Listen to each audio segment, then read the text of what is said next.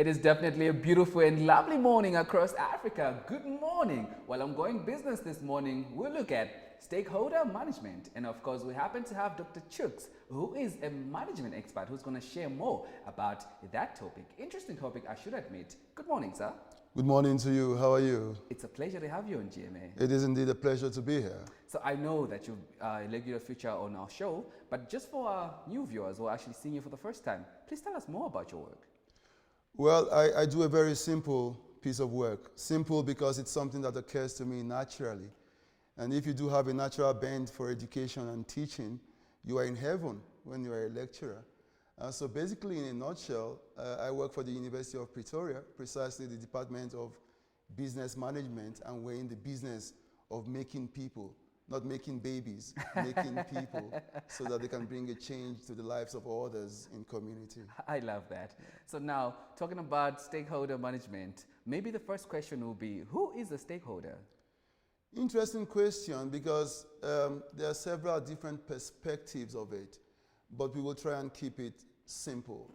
I think that technically speaking, a very simple definition of a stakeholder would be someone who can affect or is affected by what we do as an organization. All right. And therefore, because of the fact that this individual or group can affect or is affected by what we do, they take an interest in it. So anyone who falls within that category typically is a stakeholder. All right. Now, the categories, which would make me ask the next question to say, are there different types of stakeholders? Yes, surely there are different types of stakeholders. And in management, there is a particular function of management or task, some people choose to say, called organizing. The whole point of organizing is to create homogeneous groups out of a heterogeneous universe. And if we speak about stakeholders, surely there will be different kinds of stakeholders.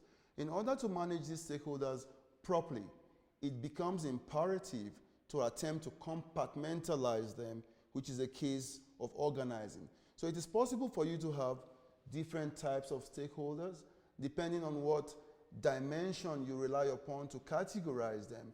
There is indeed a direction or dimension for categorizing stakeholders, which are based on stakeholder attributes of power, of agency, and of legitimacy. Interestingly, if we utilize those three categories or dimensions, we will find 7 different kinds of stakeholders.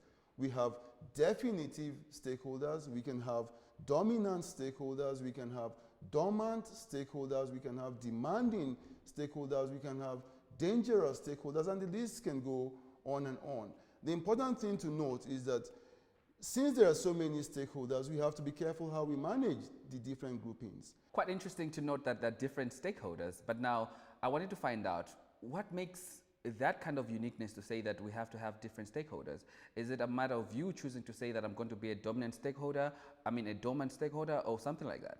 No, the stakeholder has no choice here. It is based upon certain attributes or characteristics or features that we see in the stakeholder.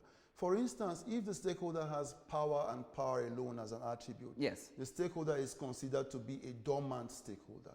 If that dormant stakeholder begins to play in the scheme of the things that you're doing, which means the stakeholder is beginning to take more than a passing interest, the stakeholder moves from a dormant position into a dominant position. All right. So basically in stakeholder management, we are utilizing static tools, if you like, to capture what is ordinarily a dynamic concept.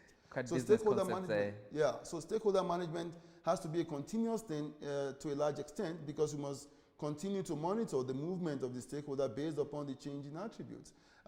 There are other dimensions as well, easier dimensions perhaps. Yes. I have taken a slightly complicated one because we're looking at 3 different attributes. There are dimensions of whether the stakeholder is an external or an internal stakeholder. That's straightforward. There's a dimension based upon value, in which case we'll find stakeholders who are primary stakeholders and those who are secondary stakeholders. The point really to make here is that we cannot begin to aspire to manage a stakeholder if we cannot, first of all, identify or describe the stakeholder. Okay. That's your start point for stakeholder management. Beautiful. Now, let's talk about the importance of having stakeholders when it comes to organizational success. What is it?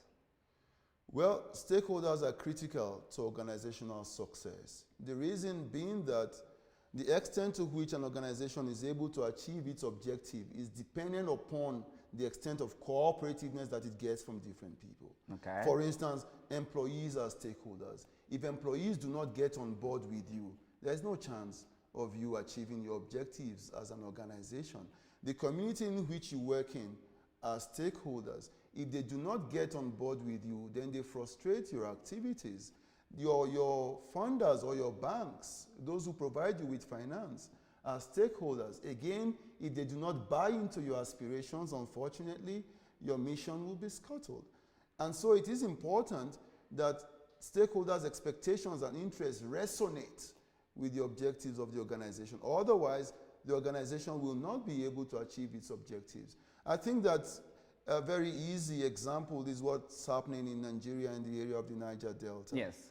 For a long time, we had oil exploitation and exploration going on in complete disregard of the people who inhabit that particular community.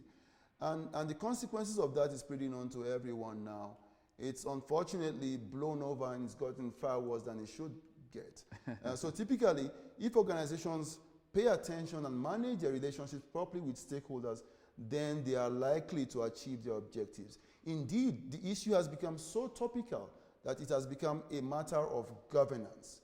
In South Africa, there's something called the King 3 report, which is a report that prescribes the manner in which organizations should be governed. In the King 3 report, there are clear stipulations that stakeholder relationships have not only to be identified, but managed and enhanced optimally in order for the organization to achieve its objectives. Beautiful. I sense that management is key when it comes to stakeholders. Now we might want to find out, what is stakeholder management?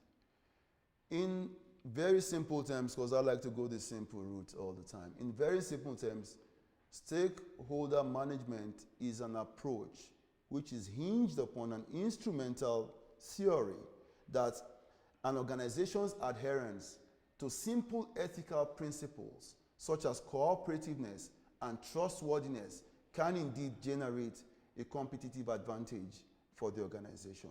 We are saying, in effect, that stakeholder management brings with it a moral obligation on the part of the organization to act in a manner that does not jeopardize the interest or the livelihood of people who are around the operations of the organization. Okay, so this means creating a process that not only identifies these expectations, but expects a process that perhaps leans towards reconciling these expectations with the objectives of the organization. Well, I should admit it's been a pleasure having you in the studio. Have an awesome morning. Thank you very much. It's good to be here. Well, Africa, on that note, we've come to the end of the segment. Hope you enjoyed it. Well, of course, any business that you're running, you need to know the stakeholders that you're involved with. Know them and also how best you can manage them. On that point, it's a wrap, and of course, see you soon.